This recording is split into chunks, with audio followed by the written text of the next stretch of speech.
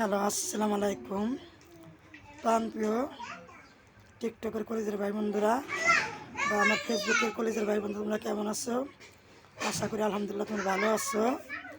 আজকে আমি একটা কথা কমু, মনোযোগ দিয়ে কথা করে তোরা শুনবি, ঠিক আছে? আর আমার যদি কখনো ভুল হয় তোরা আমাকে ফিরে উল্টে বলবি এসএমএসে। আরে গোলামের পুত্রা মামার বেটারা, তোরা তোরা গ্রুপ মারাস কিসের দিকে থাকো? তোকে ভালো লাগবো না, তোরা ভিডিও দেখবি না, এসএমএস করবি না, তোরা গ্রুপ মারাস কিসের দিকে? তোরা গ্রুপ মারা এই যে ভিডিওর ভিতরে যে জিনিস জিনিস বাইর করে যে তোরা থাকোস, তখন কি মা বোন কী করে নাই? তখন কি শরম লজ্জা কি নাই?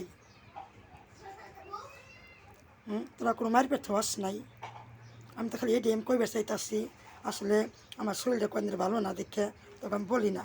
আমি চাই না যে আমি টিকটক ভিডিওতে যাই আমি খারাপ কিছু কথা বলি বা ফেসবুকে লাইভে যাই খারাপ কিছু বলি, আমার বলার মতো কিন্তু এরকম মন মানুষটা নাই আমার, ঠিক আছে?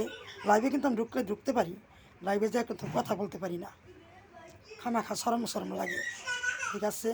তোরা লুঙ্গি না পরে তোর মায়ের কাপড় পরে থাকবি, তোরা গ্রুপ মারাস কিসের দিকে? গ্রুপ মারাই আবার এমনি আমার সাথে ফেসবুকে পেজে তোরা অ্যাড হয়ে তোরা এগিয়ে নোংরামি করস কিসের দিকে? তবে কি এটা কি মা বাবার কি জন্মের দোষ নাকি? তোর মায়ের মতো আছি, খালার মতো আছি, বোনের মতো আছি, ভাবির মতো আছি, বা নানির মতো আছি, চাষির মতো আছি, তবে কি মানুষ সবার নাই? তোরা এর থেকে লুঙ্গি টুঙ্গি পরিস না, প্যান্ট পরিস না, মাছ খালা গো কাপড় পেন দে, গোলামের পত্র এটা বেড়াইস। আর ভবিষ্যতে নেক্সট টাইম আমার লগে কিন্তু গ্রুপ করিস না, গ্রুপ করলেই কিন্তু ফেরে পইরা যাবি, শরীর ভালো না। তারপরে কইলাম তো ভবিষ্যতে নেক্সট টাইম কখনো বেদব করিস না, তাহলে কিন্তু একবারে কিন্তু পাবলিকের মার্কেট হয়ে মরে যাবে।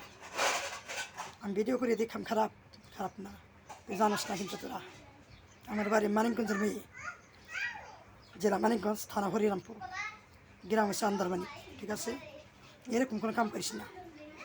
আর এখন তো জানোস নারীকে কতটা যেন ক্ষমতা, ঠিক আছে? ভালো থাকবে আশা করি। আল্লাহ হাফেজ, আসসালামু আলাইকুম। যদি খারাপ কিছু বলে থাকি, খারাপ কিছু বলিনি, সব বাস্তব কথা। আল্লাহ হাফেজ।